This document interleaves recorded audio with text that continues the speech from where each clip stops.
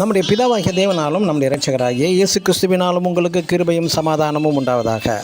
கிறிஸ்துவுக்குள் அன்பான சகோதர சகோதரிகளே, இன்று நாம் தியானத்துக்கு எடுத்துக்கொள்ள இருக்கிறதான வேதவசனம் ஏசாயா எழுதின தீர்க்கதரிசியின் புஸ்தகத்தில் 60ஆம் அதிகாரம் 22ஆம் வசனம்.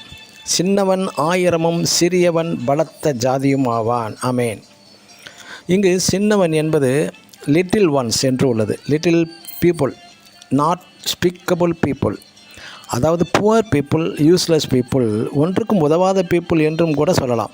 அடுத்து சிறியவன் என்பது சவுல் தன்னை பற்றி சாமுவேல் தீர்க்கதரிசியிடம், இஸ்ரவேல் கோத்திரத்திலே சிறியதான பென்யமீன் கோத்திரத்தான் அல்லவா அதுவும் நான் ஒரு அற்பமான குடும்பம் என்றும் குறிப்பிடுகின்றான். ஸ்மால் பிஸ்னஸ் ஓனர், சிறு தொழில் வியாபாரி, இவர்களை கூட குறிப்பிடலாம். ஒரு நடந்த சம்பவம், அமெரிக்க தேசத்தில் ஜார்ஜ் கெல்லி என்றதான ஒரு கருப்பு இனத்து சிறுவன் நன்கு படித்து உயர் படிப்புக்காக அமெரிக்காவில் உள்ளதான ஆர்கன்சா யூனிவர்சிட்டியில் சேர்ந்து படிக்கிறான்.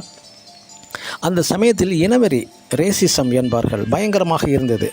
வெள்ளையர்களை பார்த்தாலே கருப்பர்கள் மரியாதை செலுத்த வேண்டும். பஸ்ஸு, ட்ரெயின் எழும்பி அதில் போகும்போது எழும்பி வெள்ளையர்களுக்கு இடமளிக்க வேண்டும், எழுந்து நிற்க வேண்டும்.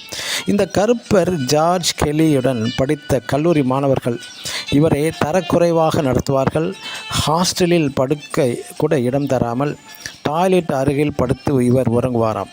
பிறகு கஷ்டப்பட்டு படித்து வக்கீல் தொழிலில் சாதனையும் படைத்து விட்டார் இவர்.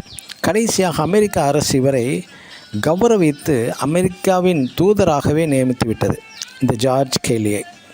ஒருவேளை நீங்களும் உங்கள் அலுவலகத்திலோ, வீட்டிலோ, ஊரிலோ ஒரு அற்பமாக எல்லோராலும் கருதப்படலாம். தாவீது ஒரு சிறு பையன் என்று தன் சகோதரர்களும் சவுல் ராஜாவும் நினைத்தார். இந்த சிறுவனை கொண்டுதான் மிகப்பெரிய கோலியாத்தை தேவன் வீழ்த்தினார்.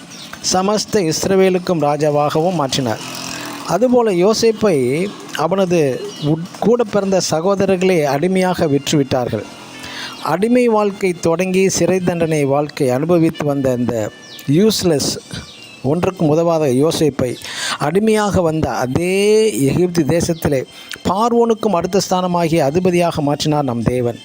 நீங்களும் ஒருவேளை சின்னவனாகவும் யூஸ்லெஸ் ஆகவும் ஒருவேளை அற்பமான நிலவரத்திலும் காணப்படலாம். ஆனால் உங்களை கொண்டுதான் ஆயிரமும் போல பலத்த ஜாதியும் ஆக்கப் போகிறார். ஆமேன். God bless you.